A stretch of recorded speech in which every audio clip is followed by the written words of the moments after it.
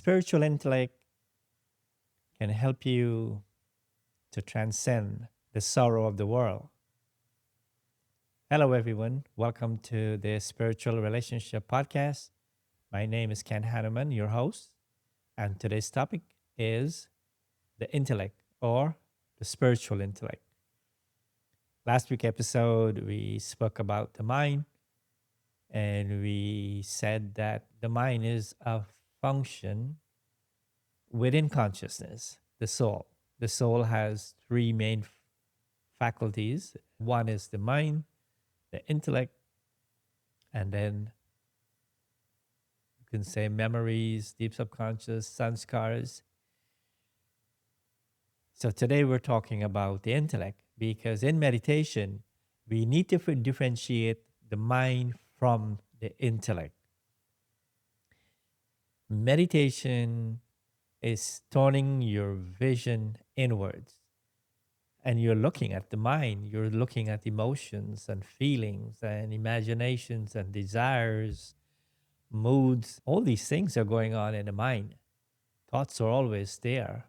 We overthink a lot these days. But there are many things there that we want to change. So, how does that occur?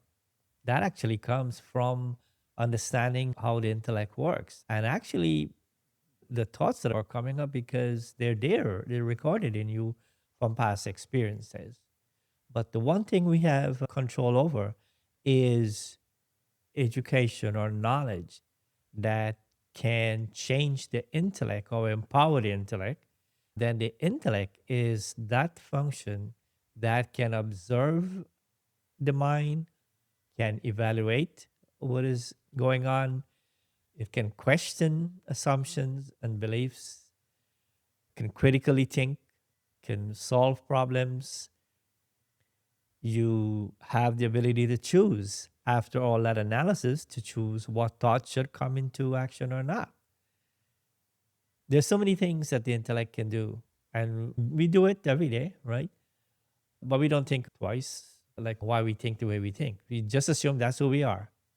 The time comes so that if we're having difficulty with handling situations or we have problems in relationships and we wish we don't have to break relationships, we would like to enjoy the ones we have with your children, your wife, your husband, whatever. Looking at the world, there's a lot of things happening, and I would like to be able to still have a calm mind and a peaceful mind. I would still like to have happiness in spite of what is going on. The secret, the key is actually the intellect. Because this intellect is an amazing thing. The moment we come to any kind of realization and deeper understanding, the intellect gets something new to work with. When you look at things like addiction or a behavior that you've been practicing for many years, you, and those habits can become so strong that you don't even question them anymore. Maybe an example could be anger. If I grew up as a child seeing people using anger and getting what they want, the control, I've been using that maybe without much consequence, and we just keep using it. It becomes a part of our personality trait. And you might see people using it a lot in relationship. Let's say, for instance, something doesn't go your way quickly. People get into a rage and they shout and scream and they threaten. And that's how they gain some control over whatever they want. But the thing with that is that it will also damage relationship and trust and friendship. Every habit, every negative habit will have consequences. We're all aware of that. Physically, too. This is an old example, but I'll use it. Everybody's familiar with it, I guess. Smoking. You initially you might not really want to do it. You might feel the intellect might say, "Hey, it's not a good thing," or you can get sick, or your parents will like it. You might be punished if you keep if you do this because but now your friends are pressuring you to do it because they're doing it, right? They want you to be one of the group, and you feel like you want to get accepted, so you said okay, and you try it. Some people, they smoke their first one and realize this is not for them. It doesn't taste right. It doesn't taste right. But there are also, you get a good feeling maybe, or you feel good in the group, and the next time they offer you one, you said okay, and it goes from there, and you repeat it. So the intellect that was opposing the action and telling you not to do it starts to die away or starts to go to sleep. And there might be something always saying, it's not a good habit, but you can't stop it, right? It becomes addictive. The intellect goes to sleep. Every time we perform an action over and over and over, we develop a habit. The intellect doesn't, from the impulse to do something, it goes straight to an action. And then, sometimes you turn back and say, why did I do that? Why did I say that? Why I became that angry. And some people end up in jail because they did something wrong, like hitting somebody, pulling a gun, whatever. It's really amazing how habits and impulse in addiction, how it seems to run your life and you have no control. So a good intellect combines knowledge with wisdom so that you can improve both your life and the life of others. In meditation, we speak of spiritual intellect because what is meant by spiritual intellect is like a sense that your life is part of something greater. You're not just living with it in your own little tiny world, taking care of yourself. Like I said, you belong to the world. You have some kind of a spiritual alignment with a higher power, with God, or with a greater power. And then also inside of you, there's an intuition or an inner wisdom. As your mind gets calm and you the the the bad habits, they calm down. They allow you some peace. You have some calm within. You begin to understand that there's an inner wisdom within you that you can learn to trust. And in your silent moment, you would actually come up with solutions to problems and how to face challenges. So that wisdom there is always available to you.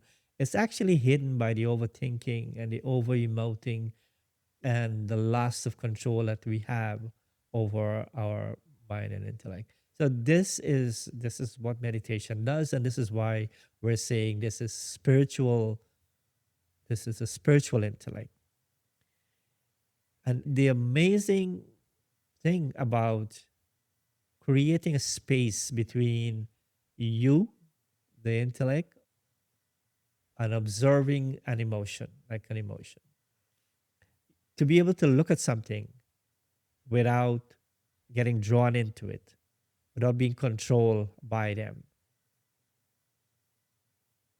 So this is what meditation does for the meditator.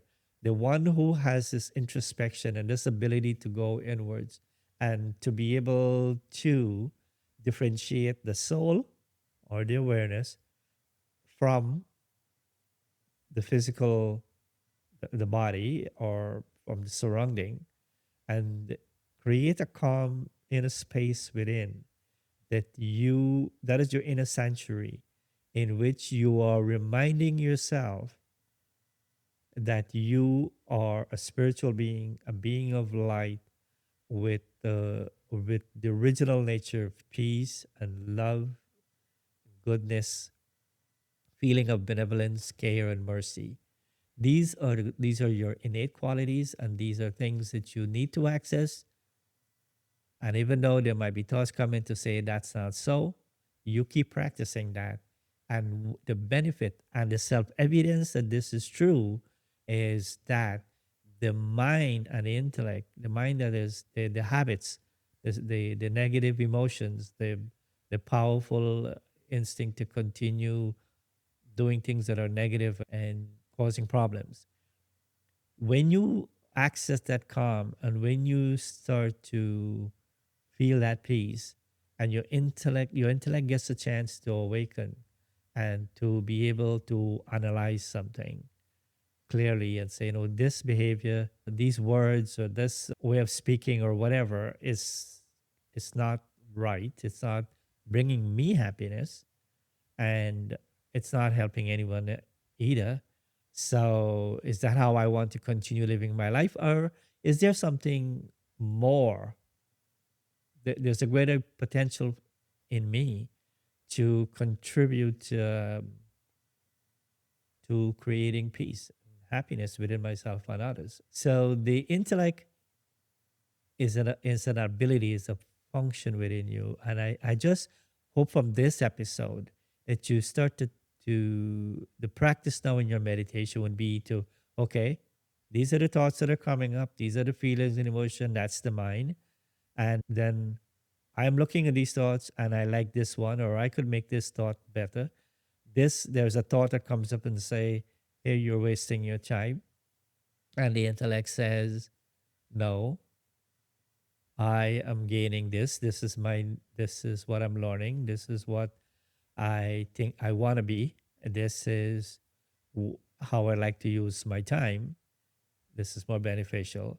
See, two different thoughts, and it's while one is coming up maybe impulsively, and the other one you're creating, and you're able now to sort of make that world the way you want it to be. You're in control there. You're creating new thoughts. You're making new decisions. You're evaluating things in a way that brings about progress within you. So, this is a very quick lesson on the intellect. As you know, we have free classes online, and in the description below, you will see links to meditation commentaries and for class, free online classes. Everything by the Brahma Kumaris, Raj Yoga Center, everything is free. And we offer this as a service to the community. So, with that, I would like to close for today. Our next topic will be on memory, how they're formed, and if they can be changed. Can we do that? So, until then, remember that your natural nature is peace. Protect it. So, thank you for listening, and goodbye for now.